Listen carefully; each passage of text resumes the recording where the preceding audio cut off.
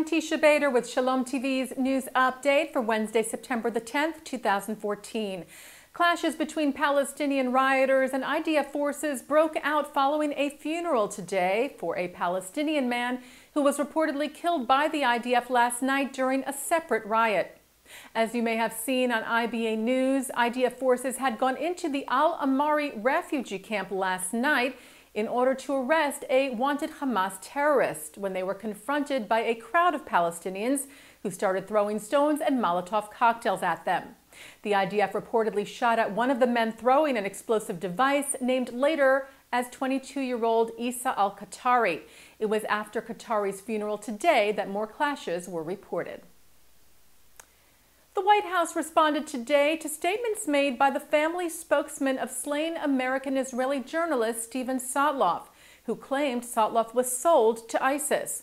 As we reported to you yesterday, Sotloff family spokesman Barak Barfi told CNN's Anderson Cooper that they believe Sotloff was initially captured by a Syrian rebel organization who then sold him to the Islamic State, who later murdered him. White House spokesman Josh Earnest at a news briefing today questioned Barfi's remarks. He said, based on the information that has been provided to me, I don't believe that is accurate. But I do know at the same time that this is the subject of an ongoing FBI investigation, adding that the FBI was looking into all aspects of this, including how Mr. Sotloff may have come into the hands of IS. Israel's ambassador to the United Kingdom has raised concern over the removal of a memorial plaque in Ireland. Ynet reports that envoy Daniel Taub sent a letter to First Minister Peter Robinson of the Northern Ireland Assembly expressing his, quote, very deep concern over the removal of a plaque in Belfast, which marks the birthplace of Israel's sixth president, Chaim Herzog.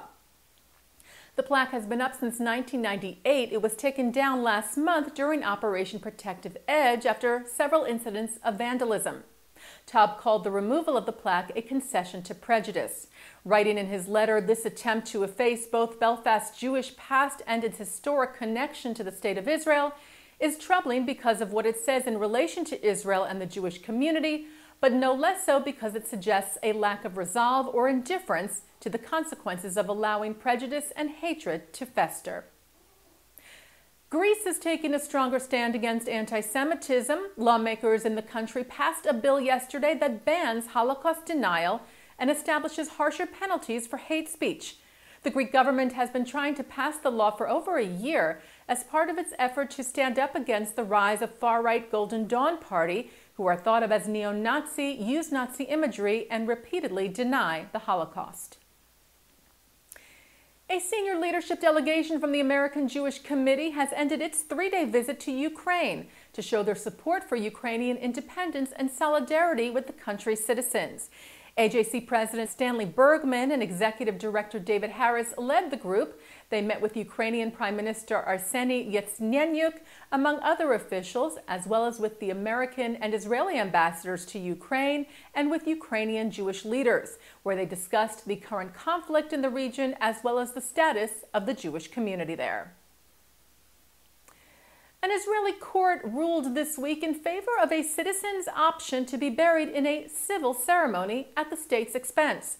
Two cases were brought before the court by the Israel Religious Action Center, or IRAC, on behalf of families that chose to have their loved ones buried in a civil, not religious ceremony. Every city in Israel has its own cemetery run by a religious burial society which provides free religious burials for its citizens. In 1996, Israel enacted the alternative civil burial law that gave every citizen the option to be buried in a civil cemetery at the state's expense. However, that's only an option for those who live in a city with a civil cemetery in it. The families represented by IRAC did not, and consequently had to pay several $1,000s for the civil burials. IRAC filed a civil suit against the Ministry of Religious Services to reimburse those families, claiming that the state should make a reasonable effort to ensure that people can exercise this right. This week, the court ruled in IRAC's favor on both cases. The group's executive director, Anat Hoffman, said, "We have successfully taken the government to task on the issue of civil burials and many other issues of religion and state, and we fully intend to continue addressing the ultra-Orthodox monopoly in Israel one victory at a time. And turning now to our Shalom TV programming for tonight, Wednesday, September the 10th.